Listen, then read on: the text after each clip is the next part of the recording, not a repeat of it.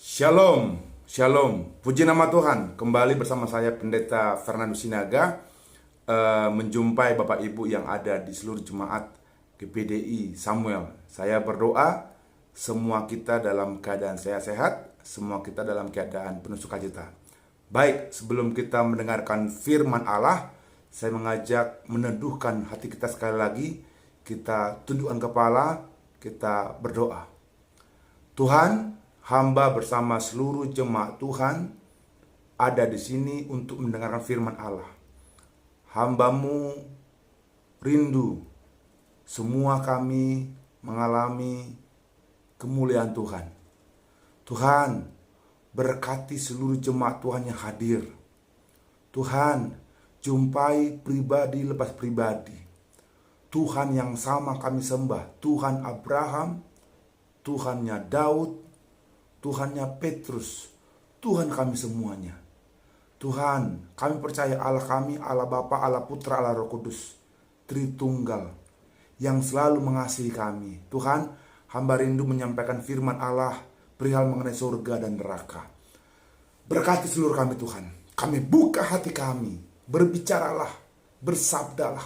Hamba berdoa, jika di antara kami ada yang sakit, sembuhkan yang sakit.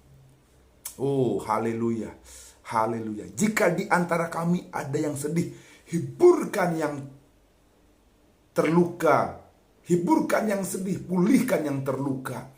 Tuhan, jamah, jumpai setiap kami. Mungkin ada jemaat juga yang masih di rumah. Hari ini kami minta kuasa Roh Kudus. Jumpai mereka, beri mereka pewahyuan bahwa Engkau ada di sini. Agar minggu depan dan minggu depannya mereka datang beribadah. Tuhan, hamba berdoa, jumpai kami semuanya. Agar kami mendapatkan kasih mula-mula. Bukan Kristen-Kristen yang rata-rata. Bukan Kristen yang suam-suam pokok. Tapi Kristen yang cinta Tuhan Yesus Kristus. Sekali Yesus tetap Yesus. Tuhan, aku berdoa, kobarkan api kemuliaan-Mu bagi para pria, bagi para bapak-bapak. Kobarkan api kasih mula-mula-Mu kepada kaum ibu. Tuhan, hamba juga berdoa, kobarkan kasih mula-mula kepada generasi baru, anak-anak muda, bahkan anak sekolah minggu. Setiap kami mengalami api kemuliaan Tuhan. Hari ini hamba berdoa, biarlah api-Mu menyala-nyala, api-Mu berkobar-kobar di antara kami semuanya Tuhan. Aku percaya Tuhan yang ambil alih, Tuhan yang intervensi. Bagian kami hanya berharap dan berseru kepada Tuhan. Berkati kami siap mendengarkan firman Tuhan. Di dalam nama Tuhan Yesus yang percaya katakan, amin, amin, amin. Tuhan berkati, Tuhan berkati. Bapak Ibu yang dikasih Tuhan, saya percaya bahwa kita semua ada di sini untuk mendengarkan firman Tuhan. Ada amin? Topik hari ini berbeda dari sebelum-sebelumnya. Karena doa saya melalui topik ini, saudara punya hati yang sungguh-sungguh mencari Tuhan. Bukan suam-suam kuku, bukan rata-rata, bukan dingin, anggot-anggotan. Tapi ada gairah dari Tuhan. Sekali lagi, bukan gairah dari manusia, bukan emosi semata, tapi dari Tuhan yang menyala-nyala. Karena tujuan kita di muka bumi ini hanya satu, untuk kemuliaan Tuhan dan tergabung dalam kerajaan Allah, yaitu di sorga. Nah, hari ini topiknya adalah sorga dan neraka itu nyata. Ya, sorga itu nyata, neraka itu nyata. Sorga dan neraka itu nyata. Heaven and hell is real. Kita akan membaca banyak Alkitab. Kita akan membaca firman Allah. Anda boleh buka Alkitab, Anda buka handphone saudara. Dan saya berdoa kita membaca dengan iman. Ketika Bapak Ibu membaca, Bapak Ibu akan mengalami sesuatu yang baru. Ada amin? Ada amin? Mari kita buka Matius 13 ayat 49. Matius 13 ayat 49. Saya baca untuk saudara. Demikianlah juga pada akhir zaman, malaikat-malaikat akan datang memisahkan orang jahat dari orang benar. Ternyata Allah berkata, malaikat-malaikat datang. Tujuan malaikat itu memisahkan yang jahat dan yang benar. memisahkan yang jahat dan benar. Ya, berarti benar-benar ada tujuan ini. Sebentar kita buka Yohanes 14 ayat 2. Yohanes 14 ayat 2. Di rumah Bapakku banyak tempat tinggal. Jika tidak demikian, tentu aku mengatakan kepadamu. Sebab aku pergi ke situ untuk menyediakan, ya, tempat bagi saudara. Berarti heaven and hell is real. Sorga itu nyata. Sorga itu benar-benar ada. Bahkan dalam firman Tuhan pun dikatakan dalam Markus 9 ayat 48. Ya, Markus 9 ayat 48. Markus 9 ayat 48. Di mana ulat-ulat bangkai tidak mati dan api tidak padam. Neraka itu banyak ulat. Di neraka itu apinya tidak padam. Ini gambaran neraka, dan neraka itu adalah sebuah fakta. Saya percaya di surga. Saya percaya ada neraka, dan saya juga yakin saudara juga percaya hal ini. Agama lain juga percaya ada neraka. Mungkin ada yang bertanya-tanya, bagaimana orang bisa memastikan bahwa neraka itu sungguh-sungguh ada? Apa ada yang sudah pernah pergi ke neraka lalu kembali ke dunia? Memang ada beberapa hal yang harus kita lihat dulu baru percaya. Tapi ada hal-hal tertentu yang tidak perlu kita dahulu lihat, tapi harus kita percaya karena firman Tuhan mengatakan iya dan amin. Kalau kita ingin mencoba dulu baru percaya, pasti akan terlambat. Kalau kita ingin mencoba dulu baru percaya, itu terlambat. Contoh. Ya, sebagai contoh.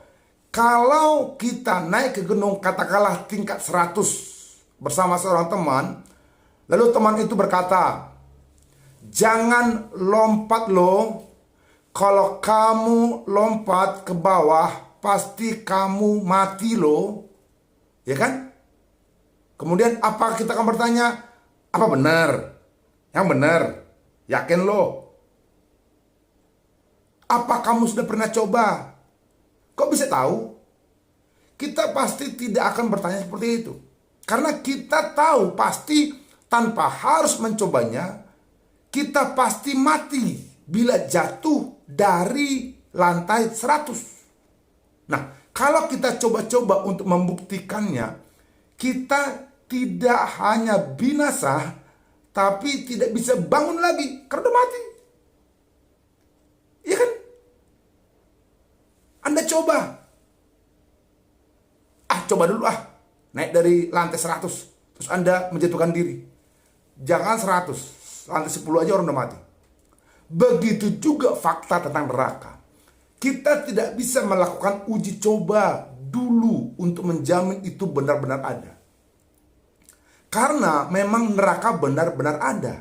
Baik kita percaya atau tidak, baik kita mengakuinya atau tidak, neraka itu ada. Berhentilah bermain-main dengan dosa. Berhentilah bermain-main dengan urusan kedagingan. Menganggap bahwa urusan neraka itu masih jauh, masih lama. Kematian bisa datang kapan saja. Begitu juga kedatangan Tuhan yang kedua, di mana saat itu sudah tidak ada lagi kesempatan untuk kita menyesal atau bertobat. Itu sebabnya hari ini saya menyampaikan firman Tuhan dengan sangat serius. Ambillah keputusan untuk meninggalkan dosa dan menyerahkan hidup Anda kepada Tuhan Yesus Kristus, Sang Juru Selamat yang akan menjamin hidup kita kekal. Tuhan mau kita berjuang melawan dosa. Kita mau bersama-sama Tuhan dengan kekuatan Tuhan melawan kedagingan kita. Bukan karena takut masuk neraka, tapi karena kita mengasihi Dia. Berubah karena takut itu sementara. berubah karena takut neraka itu sementara. Insaf akan segala dosa kita karena kita mengasihi Dia dan menghargai kasih karunia. Aturan-aturan akan hukuman membuat kita jadi takut. Kita disiksa karena bersalah, merasa tidak layak ketika kita jatuh bangun dalam dosa. Orang yang hanya melakukan kebenaran karena takut hukuman pasti akan disiksa rasa bersalah.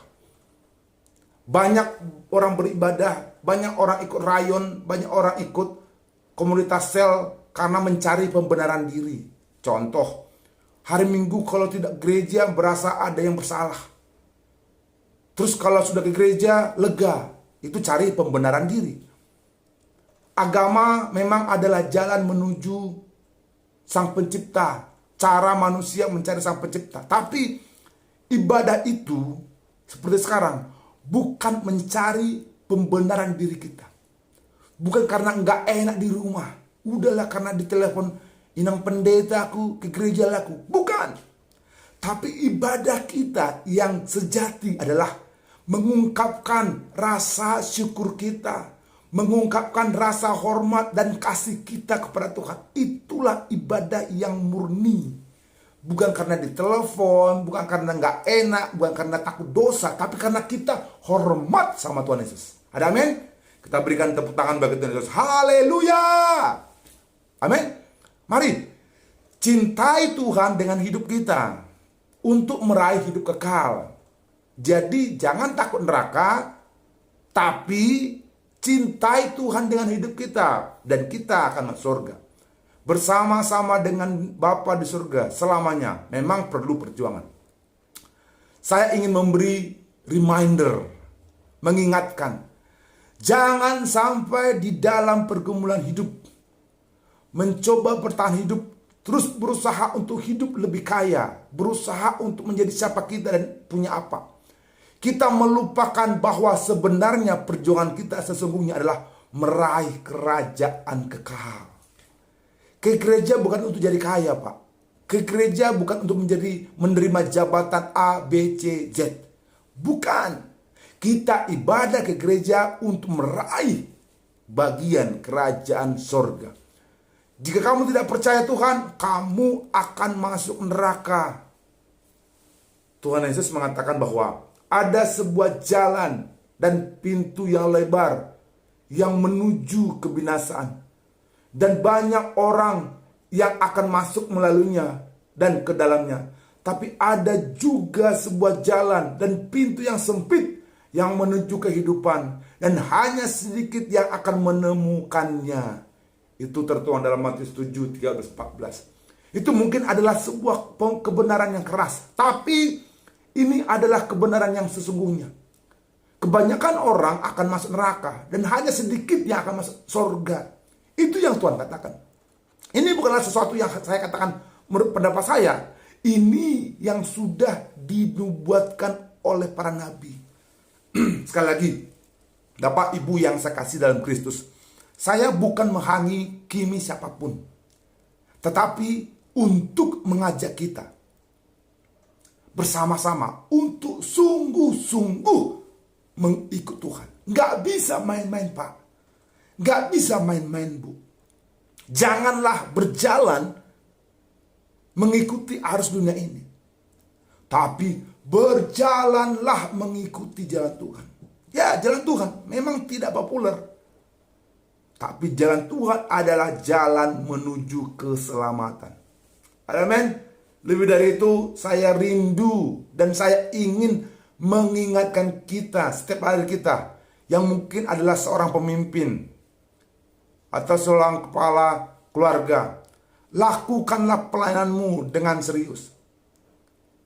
Pelayan kita bukanlah sekedar tentang membuat sebuah kelompok yang menyenangkan di bumi ini, melainkan pelayanan kita adalah menyelamatkan jiwa-jiwa. Jadi anggaplah pelayananmu dengan serius. Gak bisa main-main jadi penatua, gak bisa jadi main-main jadi worship leader, gak bisa main-main jadi generasi baru, gak bisa main-main jadi guru sekolah minggu, gak bisa menjadi singer. Lakukan pelayananmu untuk Tuhan dengan serius. Setiap Bapak Ibu berbicara tentang hal-hal yang Alkitab, pikirkanlah jiwa-jiwa orang-orang yang mendengarkan firman tersebut. Berbicaralah untuk Tuhan, untuk memenangkan jiwa-jiwa, bukan hanya sekedar memberikan informasi. Kita semua di tempat ini adalah para pengikut Kristus, yang sesungguhnya adalah para tentara ilahi. Saya adalah tentara Tuhan. Saudara juga adalah tentara Tuhan. Semua kita di sini adalah tentara Tuhan yang ikut berjuang untuk memenangkan jiwa-jiwa di Rumbai, di Pekanbaru, di bumi ini. Ada amin? Mari kita gunakan hidup kita dengan baik-baik. Nggak bisa sembarangan, Mam. Nggak bisa sembarangan, Inang. Berdoalah untuk keluarga kita. Berdoalah untuk teman-teman kita yang belum mengenal Tuhan. Tunjukkanlah kepada mereka kasih Kristus yang sesungguhnya. Dan berharaplah keselamatan mereka. Tuhan selamatkan mereka. Hasil akhir ada di tangan Tuhan memang. Bagian kita untuk setia melakukan yang terbaik untuk kerajaan Tuhan. Tentu hasil akhir bukan di tangan kita. Tapi Tuhan pasti akan menggunakan siapapun yang mau dipakainya untuk menyelamatkan jiwa-jiwa. Bapak Ibu bisa menceritakan Injil, menceritakan kabar baik kepada tetanggamu, kepada teman-temanmu, kepada komunitasmu. Kita buka sebentar 2 Timotius 2 ayat 21. 2 Timotius 2 ayat 21. Ya, saya baca untuk saudara. 2 Timotius 2 ayat 21. Demikian firman Tuhan. Jika seorang menyucikan dirinya dari hal-hal yang jahat, ia akan menjadi perabot rumah untuk maksud yang mulia. Ia dikuduskan, dipandang layak untuk dipakai tuannya, dan disediakan untuk setiap pekerjaan yang mulia. Pak, Bu, Tuhan sudah tahu menempatkan orang-orang seperti kita yang punya rumah. Kita bisa menempatkan di mana meja, di mana kursi, di mana lemari. Nah, kita ini seperti perabot-perabot. Tuhan akan tempatkan the right man in the right place. Orang-orang yang tepat pada tempatnya. Tuhan yang tentukan, yang dipandang layak untuk dipakainya, disediakan untuk setiap pekerjaan yang mulia. Saya mau katakan kepada Bapak Ibu, seluruh pelayananmu, seluruh pekerjaanmu itu mulia di mata Tuhan. Ada amin? Jangan merasa minder, Pak Pendeta, aku hanya pendoa. Tidak, pendoa itu mulia. Pak Pendeta, aku hanya sebagai singer, aku bukan penatua. Tidak, Tuhan panggil kau sebagai singer. Lakukan pekerjaan itu yang terbaik. Pak Pendeta, aku tidak punya pelayanan, aku hanya berdoa setiap pagi. Itu juga pelayanan, Inang. Tuhan lihat hatimu, Tuhan lihat kesucianmu, Tuhan lihat kemuliaanmu, dan Tuhan menghargai itu. Saya tidak ingin melihat satupun dari Bapak Ibu keluarga kita berakhir di neraka. Jujur, doa saya hari ini adalah semua jemaat yang hadir di sini masuk surga. Ada amin? Ada amin? Kita berikan tepuk tangan bagi Tuhan Yesus. Haleluya! Doa saya Bapak masuk surga, doa saya Ibu masuk surga, doa saya semua keluarga kita masuk surga. Ada amin? Ada amin? Kita berikan tepuk tangan sekali lagi bagi Tuhan kita. Haleluya, haleluya. Maka sebab itu saya mengajak kita untuk melakukan yang terbaik, untuk memberitakan kabar Injil. Sudah berapa kakak kita? Seberapa jiwa? Jangan puas dengan ini. Tuhan katakan melebar ke kiri, melebar ke kanan. Bila perlu buka gereja lagi, buka tempat lagi, buka ibadah lagi. Kita mesti memenangkan jiwa untuk Tuhan. Amin. Barang siapa menang, kita buka sebentar Wahyu 21. Wahyu 21 ayat 7 dan 8. Wahyu 21 ayat 7 dan 8. Haleluya. Barang siapa menang. Wow, ini ada perlombaan, Pak. Barang siapa menang, ia akan memperoleh semuanya itu. Dan aku akan menjadi Allahnya, dan ia akan menjadi anakku. Tetapi orang-orang penakut, orang-orang yang tidak percaya, orang-orang keji, orang-orang pembunuh, orang-orang sundal, tukang-tukang sihir, penyembah-penyembah berhala, dan semua pendusta, mereka akan mendapat bagian mereka di dalam lautan yang menyala-nyala oleh api dan belerang. Inilah kematian yang kedua. Alkitab mencatat bahwa orang-orang yang penipu, pembunuh, penakut, ada penakut ternyata. Kalau saudara takut memberitakan Injil, ternyata masuk neraka. Aduh, udahlah, gak usah takut. Takut ke gereja, apalagi kalau hujan. Pak Pendeta, aku takut ke gereja. Kenapa? Hujan. Nanti luntur lipstikku. Amang, oh ya bang. Bu, Wahyu bilang orang penakut dilempar ke lautan api. Pak Pendeta, aku gak bisa ke rayon. Kenapa? Takut aku. Halo, orang penakut dilemparkan ke belerang, api yang nyala-nyala. Doa saya, semua kita di sini berani ibadah. Amin. Kabar baik yang ingin saya sampaikan adalah, sekalipun sorga dan neraka tidak terlihat, namun sorga dan neraka benar-benar ada, nyata dan kekal. Surga merupakan kehidupan kekal yang disediakan Tuhan bagi saudara dan saya, bagi kita yang percaya kepadanya. Amin. Sedangkan neraka merupakan kematian kekal yang disediakan Tuhan bagi mereka yang tidak percaya Tuhan Yesus. Pertanyaan saya, apakah saudara percaya Tuhan Yesus? Yang percaya katakan amin. Yang percaya katakan amin. Kita berikan tepuk tangan bagi Tuhan Yesus. Haleluya. Doa saya sekali lagi, semua kita, bahkan seluruh keluarga kita, baik yang datang maupun tidak datang hari ini, semuanya masuk surga. Amin. Haleluya. Mari kita doakan berkali-kali. Mari kita doakan serius. Kita masuk surga. Mari kita doakan anak-anak kita, mantu-mantu kita, semua kembali kepada jalan yang benar. Pastikan hati kita menyala-nyala cari Tuhan. Pastikan hati kita menggebu-gebu mencari Tuhan. Pastikan hati kita bergelora, berdoa, memuji nama Tuhan. Jangan takut beribadah. Jangan takut berdoa. Jangan takut mencari wajahnya. Amin. Saya berdoa kita punya keberanian dari surga. Saudara berani, saya berani, semua kita berani ke gereja. Berani menginjil. Amin. Berani memberitakan kabar baik kepada tetangga. Berani memberitakan kepada teman-teman, kepada komunitas, kepada grup-grup kita. Baik dalam pekerjaan, baik dalam arisan, baik dalam rumah tangga, rukun RW. Bila perlu yang kita kenal, kita beritakan Injil. Amin. Sekarang kita akan berdoa dan belajar bagaimana cara masuk surga. Mengapa satu-satunya jalan hanyalah melalui Yesus Kristus? Seperti yang sebelumnya telah kita katakan bahwa oleh karena manusia telah berdosa, maka mereka harus menerima hukuman maut. Manusia tidak bisa menyelamatkan dirinya sendiri karena mereka sendiri telah berdosa. Harus ada penebus dosa yang kudus agar manusia bisa selamat.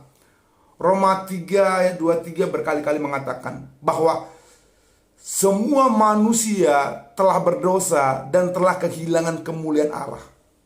Maka jalan satu-satunya ialah melalui Yesus Kristus, putranya yang tunggal, yang tak bercacat dan tak bercela, yang mampu menebus dosa manusia. Lalu apa yang perlu kita lakukan supaya kita bisa masuk kerajaan sorga? Percayalah kepadanya dan menjadi pengikutnya. Amin. Bukan hanya percaya, tapi menjadi pengikutnya. Bagaimana kita melakukan supaya bisa masuk kerajaan surga?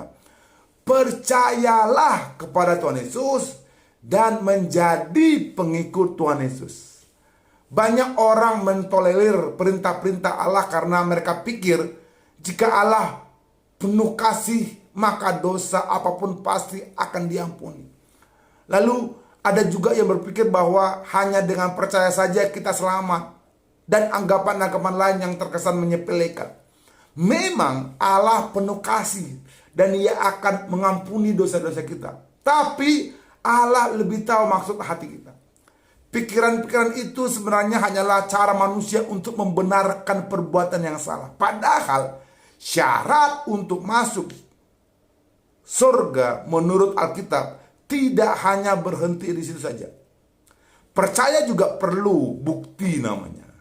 Saat manusia memutuskan untuk mengikut Yesus, mereka harus menerima konsekuensinya. Nah, hari ini Anda lihat Lukas 9 ayat 23. Ada 3 konsekuensi yang untuk menjadi pengikut Tuhan Yesus.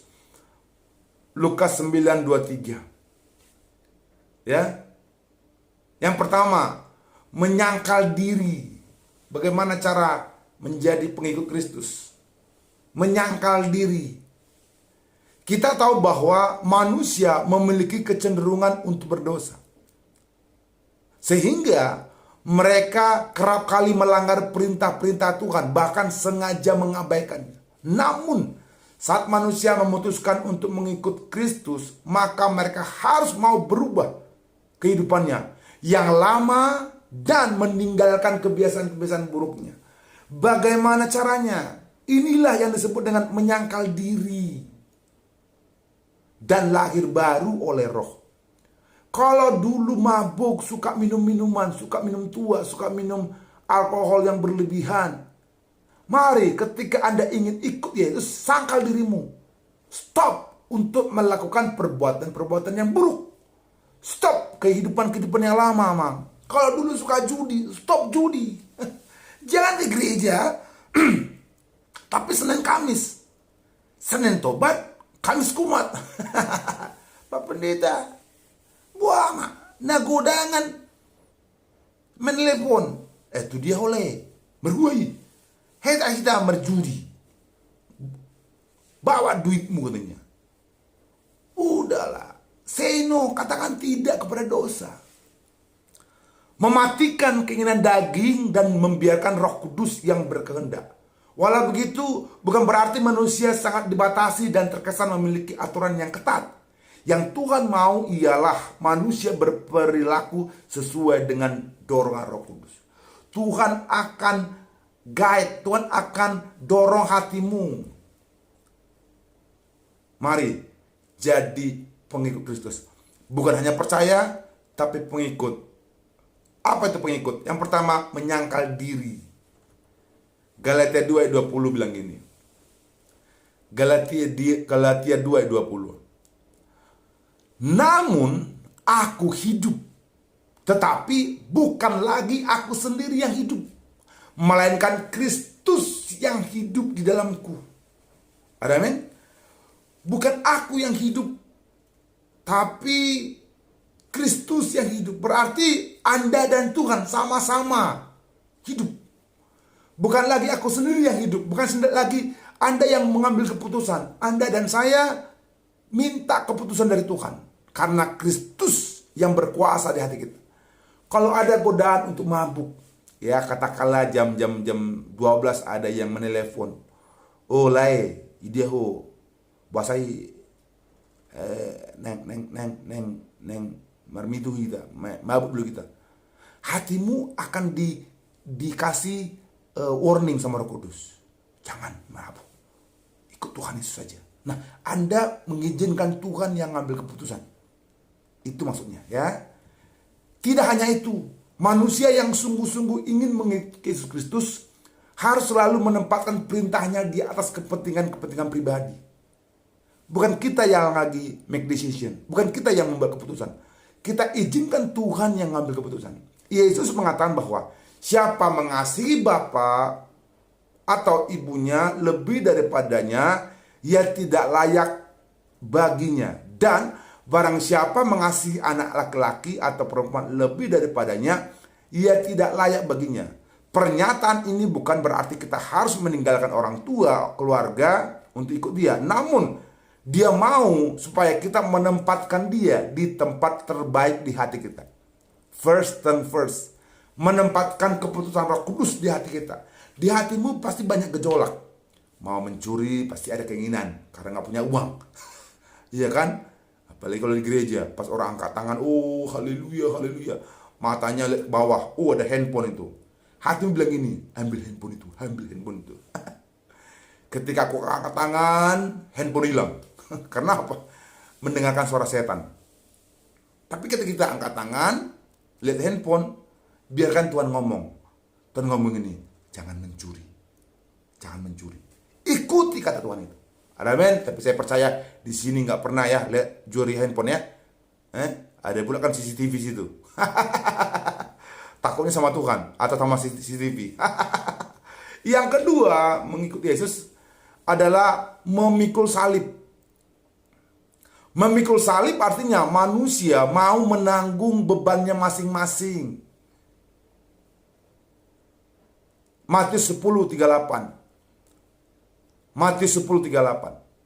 Bahwa barang siapa yang tidak memikul salibnya dan mengikuti dia, maka orang itu tidak layak.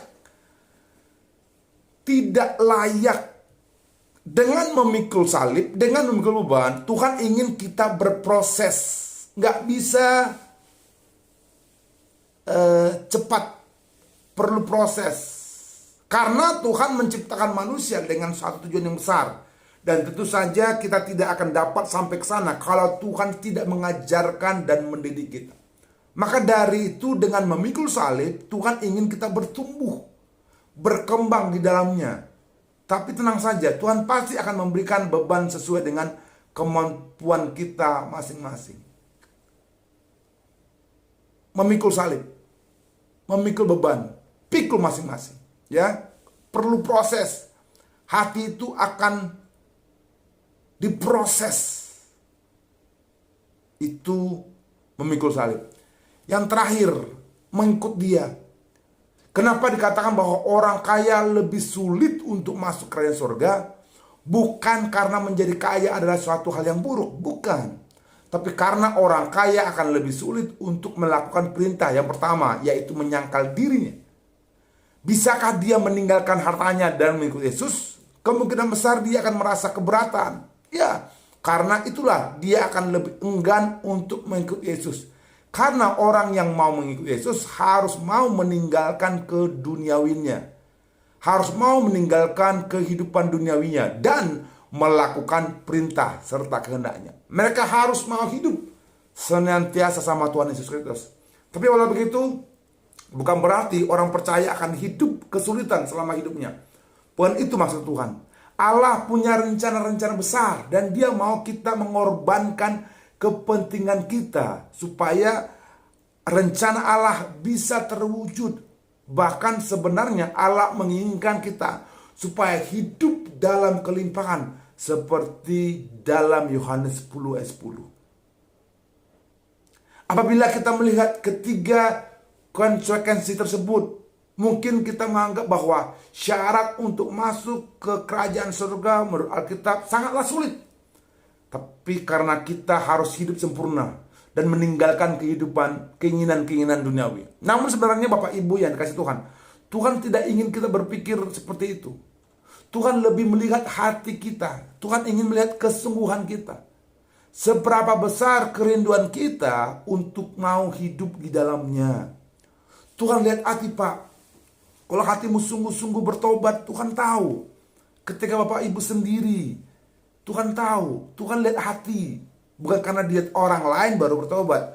Bukan karena dilihat istri baru bertobat. Bukan karena dilihat oleh suami baru bertobat. Bukan karena dilihat gereja baru bertobat. Tapi dari hati sendiri. Mau sungguh-sungguh. Berdagangnya jujur. Jualan jujur. Semua jujur. Saya yakin dan percaya. Ketika kita jujur, kita menyenangkan hati Tuhan. Ada amin? Ada amin? Manusia memang berdosa, namun jangan biarkan dosa-dosa itu mengintimidasi kita sehingga kita berpikir kita tidak layak untuk Dia. Asal kita sungguh-sungguh ke gereja, sungguh-sungguh beribadah, sungguh-sungguh mencari Tuhan, sungguh-sungguh menyembah, maka Roh Kudus akan menuntun dan mengajarkan kita untuk menjadi lebih baik. Satu langkah, dua langkah, bahkan saya yakin Tuhan akan menyempurnakan kehidupan kita. Ada amin? Dan jika orang percaya melakukan perbuatan dosa karena kelemahannya, tentu saja mereka tetap akan mendapat hukuman, yaitu hukuman duniawi. Namun, hukuman itu merupakan bentuk kasih Tuhan kepada kita, supaya kita dapat belajar dan mempertanggungjawabnya apa yang kita lakukan. Tuhan ingin yang terbaik bagi saudara dan saya. Ada amin? Kita berikan tepuk tangan bagi Tuhan Yesus. Haleluya, haleluya. Sekali lagi doa saya, doa kita semuanya, semua kita di sini masuk surga. Ada amin? Semua kita di sini masuk kerajaan yang kekal. Kita semua dapat bagian yang terbaik, kesempurnaan, yaitu surga, surga, surga. Ada amin? Kita berikan tepuk tangan bagi Tuhan Yesus. Haleluya, haleluya. Kembali saya menyampaikan ini. Beritakan surga bagi keluargamu. Beritakan surga bagi teman-temanmu. Beritakan surga bagi tetanggamu. Beritakan kepada seluruh komunitasmu. Mari penuhi gereja, penuhi surga, penuhi kedamaian dengan kekuatan Tuhan. Ada amin? Ada amin? Mari saya rindu berdoa untuk saudara. Haleluya, haleluya. Letakkan tangan kiri di hatimu, tangan kananmu ke surga. Haleluya, haleluya. Ikuti saya doa. Oh, tutup mata Anda. Haleluya. Ikuti saya berdoa. Tuhan Yesus, Tuhan Yesus, hari ini kami mendengar kabar surga dan neraka. Hari ini kami buka hati kami kepadamu Tuhan, untuk menerima surga. Tuhan Yesus, kami meminta pengampunan dosa. Ampunilah dosa kami, ampunilah kesalahan kami, ampunilah kehidupan kami. Kami percaya oleh kuasa darah Tuhan Yesus kami disucikan, kami dikuduskan. Dan hari ini kami percaya dan ikut Tuhan Yesus. Dan kami yakin dengan kekuatan dari surga, kami pasti masuk surga. Tuhan Yesus, Tuhan Yesus, kami berdoa bagi Rumbai, bagi Palas, bagi Umban Sari, bagi Pekanbaru, lawat Pekanbaru, lawat daerah kami Tuhan, agar diselamatkan. Kami berdoa banyak jiwa-jiwa, banyak orang-orang diselamatkan, masuk surga di dalam nama Tuhan Yesus. Tuhan Yesus, Tuhan Yesus, hari ini kami serahkan keluarga kami ke tangan Tuhan. Kami percaya semua kami masuk surga demi nama Tuhan Yesus, demi nama Tuhan Yesus. Haleluya, haleluya, haleluya. Yang percaya katakan amin. Kita berikan tepuk tangan buat Tuhan Yesus. Haleluya. Shalom, shalom, shalom, shalom.